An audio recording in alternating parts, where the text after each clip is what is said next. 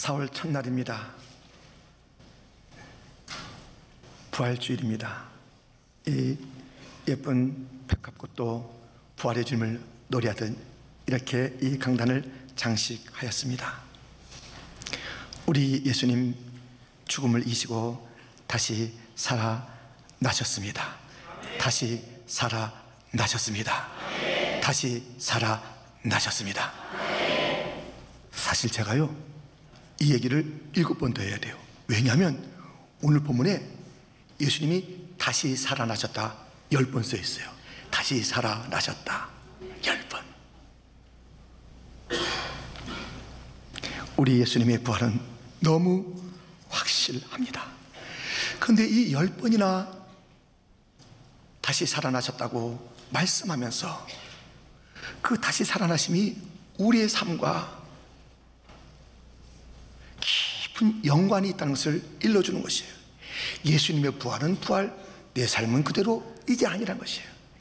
예수님의 그 다시 살아나신 부활이 우리 교회 성도의 삶에 깊은 연관이 있다고 계속 말씀하시면서 20절에는 이런 말씀을 우리에게 들려주십니다. 20절 말씀을 같이 읽겠습니다. 그러나 이제 그리스도께서 죽은 자 가운데서 다시 살아나시어 잠자는 자들의 첫 열매가 되셨도다. 아멘. 우리 예수님께서 다시 살아나시어 잠자는 자들의 첫 열매가 되셨도다. 우리 주님의 다시 살아나심이 잠자는 자 누구냐 하면 예수님을 믿어 이미 그 죽음에 이른 자, 그리고 이 죽음을 피할 수 없는 믿음을 가지고 있으나 이 죽음을 피할 수 없는 그 모든 믿음의 사람들을 지칭하는 것이며, 우리 예수님의 다시 살아나심이 잠자는 자, 주 안에서 죽은 자, 주 안에서 살고 있는 우리 모두에게 첫 열매가 되었다고 말씀하는 것입니다.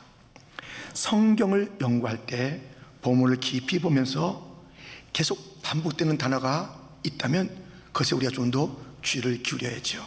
오늘 본문에 다시 살아나셨다, 다시 살아나셨다, 참 우리가 깊이 살펴봐야 될 그러한 구절입니다.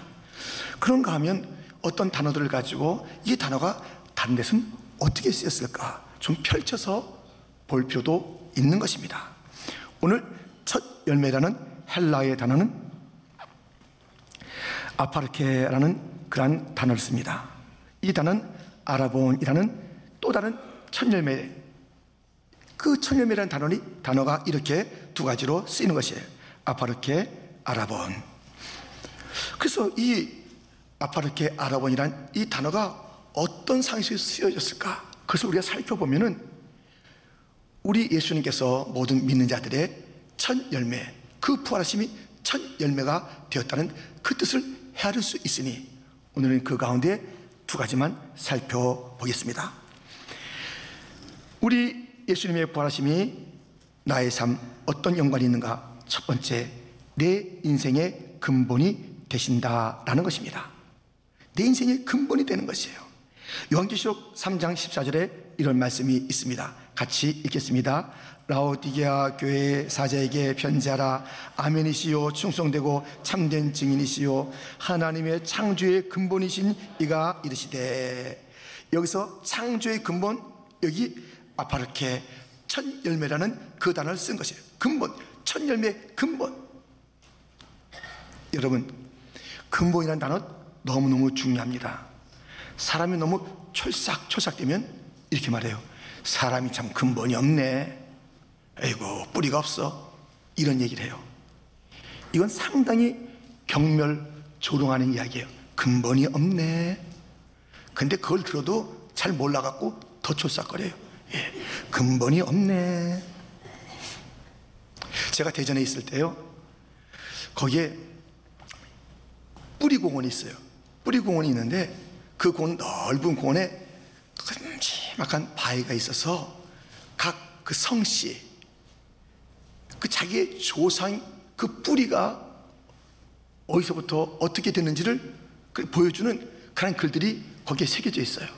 그래서 저 같으면 김해 김씨니까요, 가서 보면 거기에 이제 그 김혜김 씨의 조상들의 그 이름 또는 내용들이 적혀 있는 것이에요. 그 여러 사람들이 자기의 성씨의 조상들을 거기서 볼 수가 있어요.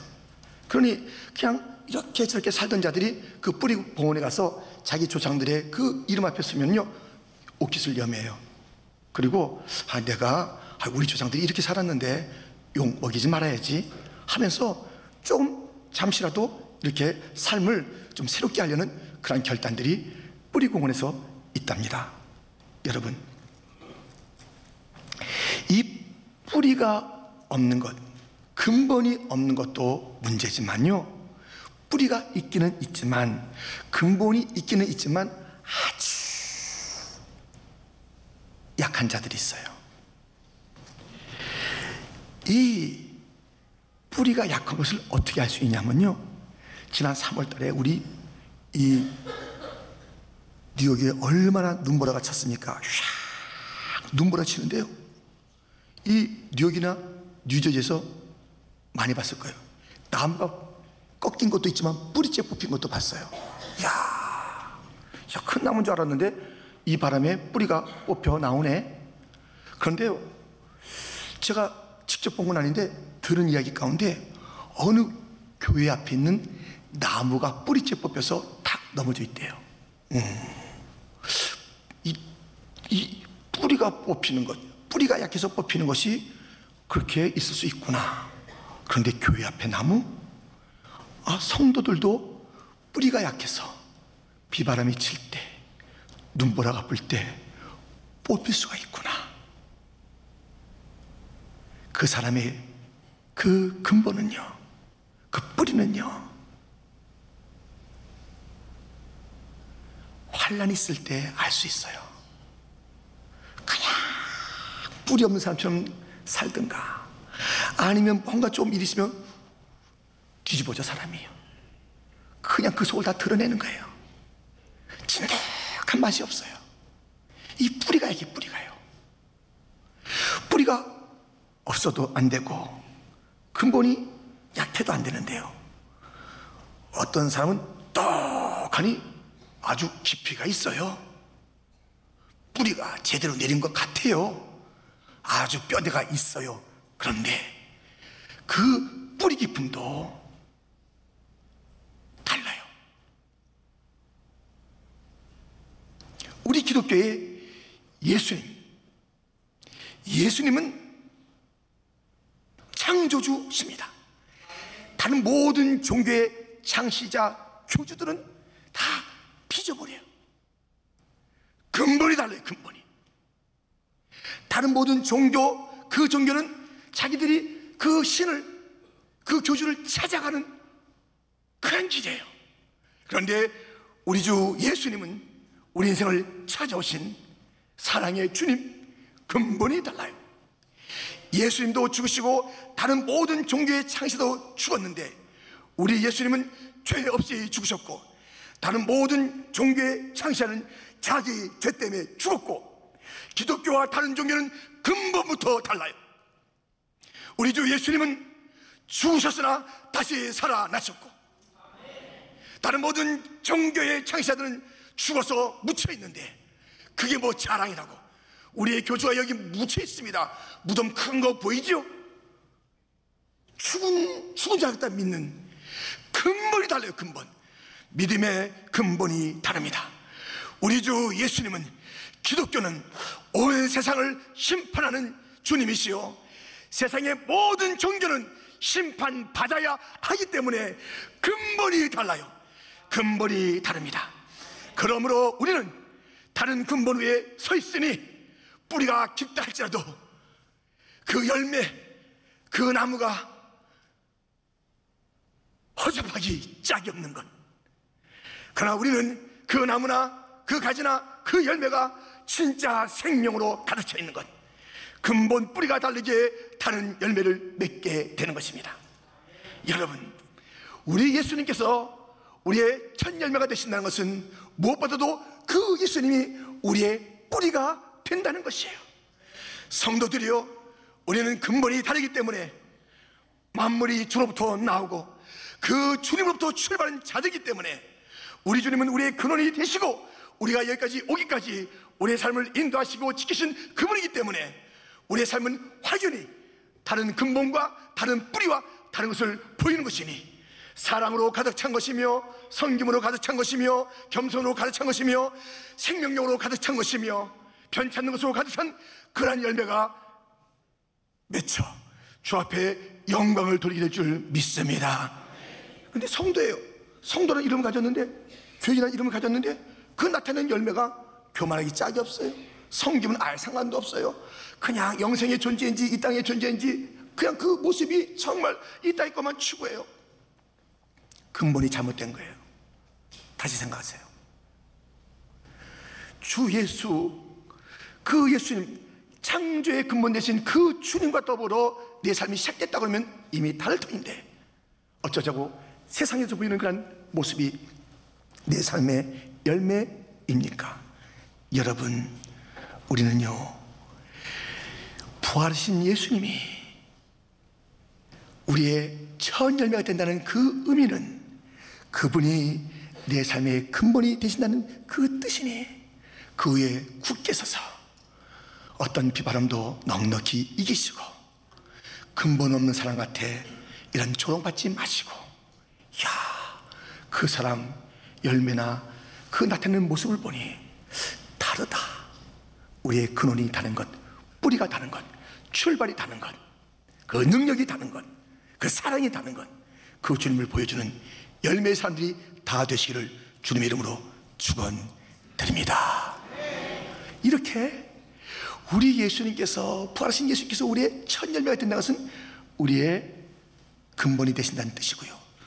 두 번째가 있습니다. 내 미래의 보증이 되신다라는 것입니다. 고린도후서 1장 22절 이런 말씀이 있습니다. 우리 또 같이 읽겠습니다.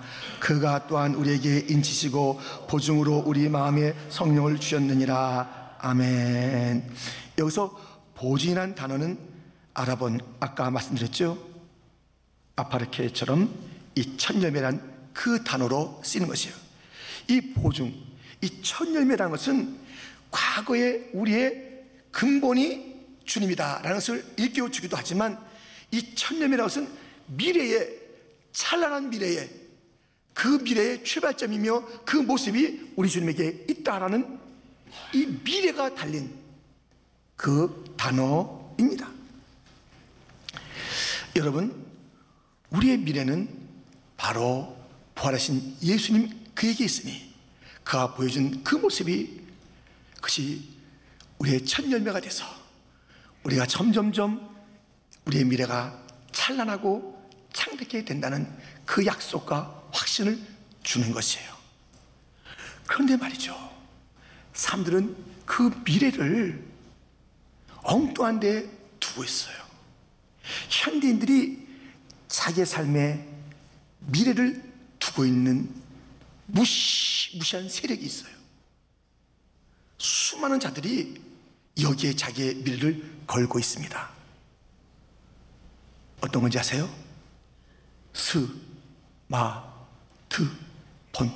스마트폰이에요. 스마트폰에 자기의 미래를 두는 거예요. 그래서 이 스마트폰이 우리의 길을 인도할 거야. 스마트폰만 잘 쳐봐.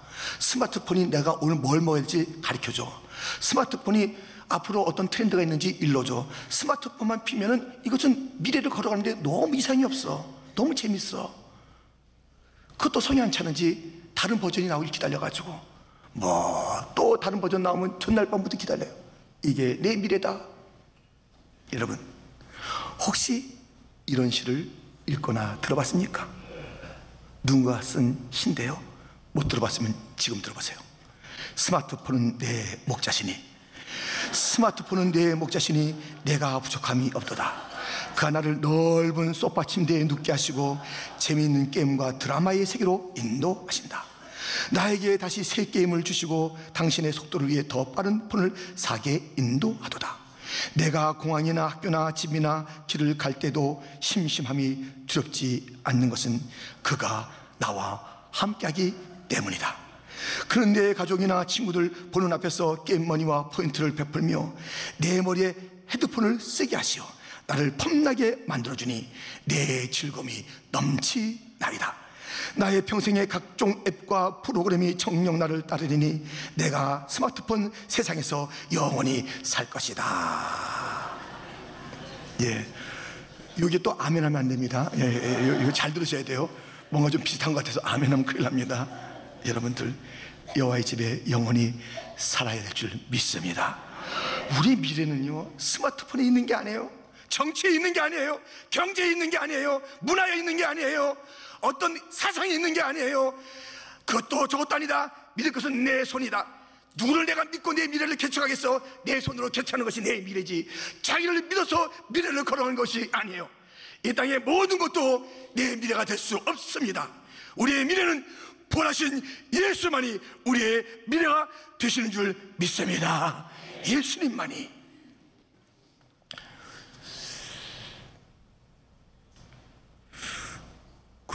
이제 얼마 전에도 우리가 장례식 때문에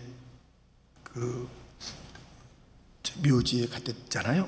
근데 그 묘지에 가면요, 다 묘비가 있어요. 그 묘비를 갖다 쭉 읽어보는 거 참 의미가 있어요. 힘들고 어려울 때 좀 병원도 좀 가보시고 너싱홈도 좀 신방도 해보시고 또 좀 어려운 거기 한번 다녀보세요. 특별히 우리가 이런 장례식이나 그런 묘지를 가면요, 많은 것들을 생각하게 됩니다. 그 가운데 아주 짧은 한 단어로 자기의 묘비를 써놓고 묻혀있는 한 믿음의 여인이 있습니다. 그 단어는 waiting, 기다림입니다. 기다린다는 것이에요. 나는 기다리네.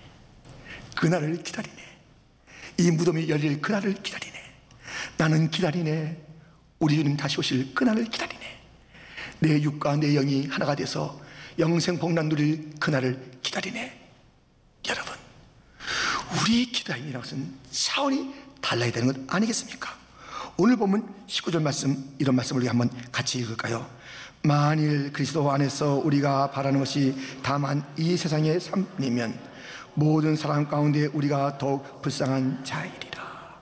이 세상의 것에 마음을 두고 이 세상의 것을 기대고 이 세상의 것을 기다리고 이 세상의 것을 바란다면 그게 어디 영원한 부활, 그 주 예수를 믿는 자의 삶이 되겠습니까?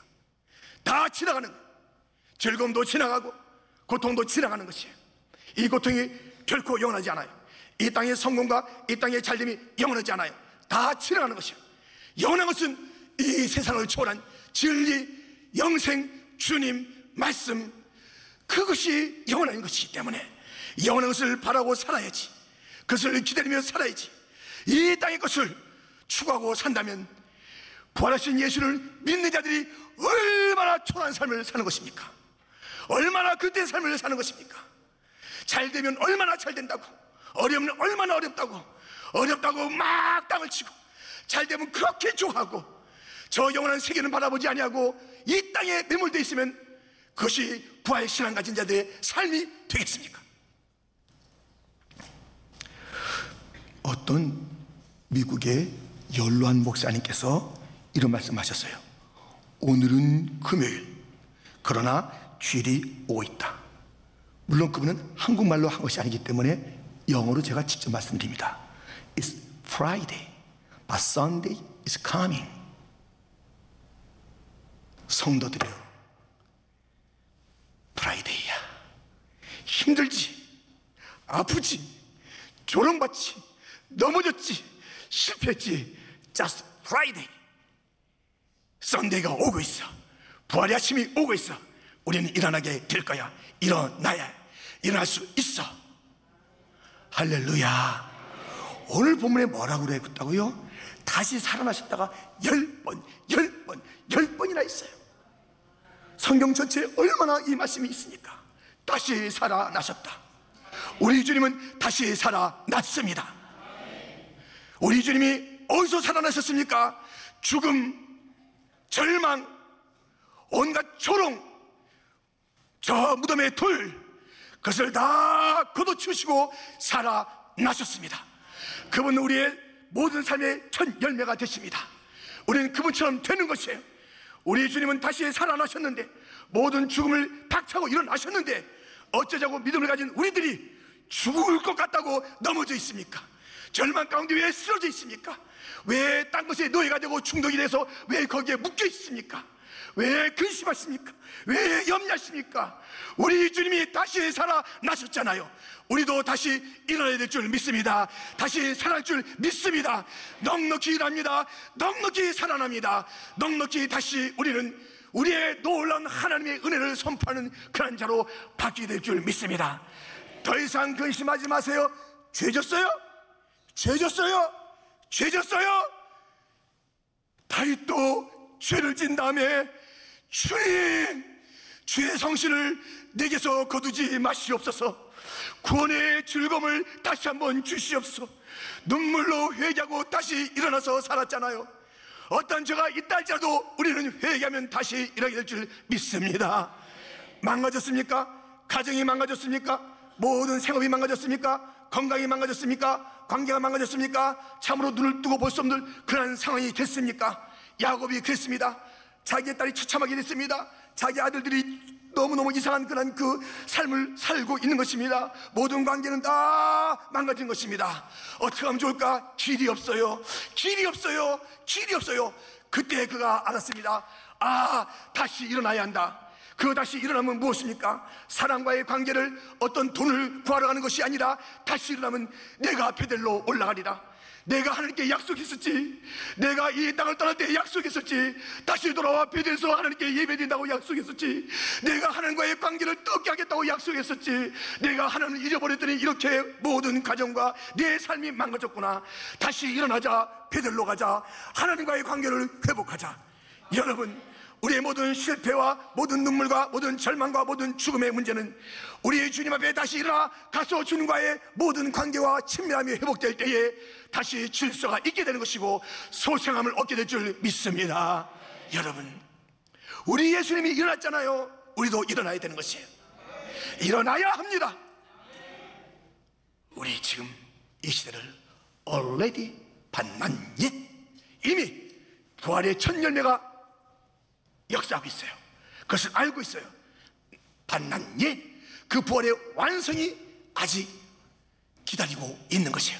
그러므로 already 첫 열매가 시작됐는데 반난 옛 마지막 추수의 그때까지 이 중간 시대 속에 텐션 긴장 있고 넘어지 있고 실패가 있고 갈등 있고 그래요. 그 이상한 거 아니에요. 이 땅에서 그럴 수밖에 없어요. 다시 일어나면 되잖아요. 다시 일어나면 되잖아요. 왜 안 일어나세요? 일어나세요. 다시 살아나세요. 우리 주님이 살아난 것처럼 살아나야 합니다. 우리 주님이 그 모든 무덤, 그 돌을 박차고 걸어 나오신 것처럼 걸어가야 합니다. 할렐루야. 우리 주님이 갈릴리로 가시고 우리 주님께서 놀라운 역사를 계속 이뤘던 것처럼 우리도 계속 달려가야 합니다. 우리 주님이 승천하신 것처럼 우리도 날아오르게 될 줄 믿습니다. 넘어짐의 자리가 우리의 자리가 아닙니다. 넘어짐의 자리에서 일어나라. 넘어짐의 자리에서 일어나라. 실패의 자리에서 일어나라. 일어나야 한다. 일어날 수 있다. 우리 주님의 권능을 의지하고 부활의 능력을 의지하여 일어나야 될 줄 믿습니다. 우리 주님께서 에베소 교회야, 첫사랑 어떻게 했니? 첫사랑 어떻게 했니? 주님께서 가슴 아프게 묻고 있습니다. 우리 첫사랑 잃어버리고 다 식은 존재 아닌가요? 라오디게아 교회에게 너 뜨거웠던 열심 어디 갔니? 되게 미지근하다. 내가 역겨운데 내 토하고 싶어. 그 뜨거웠던 열심 어디 갔어? 묻고 있습니다. 우리의 미지근한 신앙에서 일어납시다. 이 차가운 사랑에서 일어나서 주님, 내 구주 예수를 더욱 사랑, 내 구주 예수를 더욱 사랑, 내 구주 예수를 더욱 사랑하겠습니다. 우리가 그 사랑으로 주 앞에 가야 되는 것 아니에요. 부활의 주님이 날 위해서 사랑의 그 보혈을 흘리셨다면 우리도 그 주님 앞에 우리의 사랑을 쏟아 부어야 되는 것 아니에요. 하나님의 열심히 나를 구원했다면 나도 열심히 주를 섬겨야 되는 것 아닌가요? 일어납시다. 차가운 사랑의 자리에서 일어납시다. 미지근한 그런 헌신의 자리에서 일어납시다. 절망에서 일어납시다. 미움의 자리에서 일어납시다. 포기했던 자리에서 일어납시다. 죽음에서 일어납시다. 상처에서 일어납시다. 이것이 우리 주님이 우리의 미래에 대한 승리를 약속하신 것이니 반드시 그렇게 될 것이니 일어나면 돼요. 걸어가면 돼요. 승리는 우리 것인 줄 믿습니다. 부활하신 예수님이 잠자는 자, 곧 우리 모든 믿음의 자들, 죽음을 피할 수 없는 그런 자들, 고통과 그 아픔의 현장에 있는 우리들에게 나는 너의 부활의 천명이라고 말씀하고 있습니다. 그것은 우리의 출발의 근본에 주님이 계시다는 것이며 우리의 미래를 열어가신다는 그 뜻이니 근본부터 다른 우리들, 미래의 약속이 확실한 우리들 어떻게 사시겠습니까? 어떻게 살아야 옳겠습니까? 어떻게 말해보시고 보여주세요.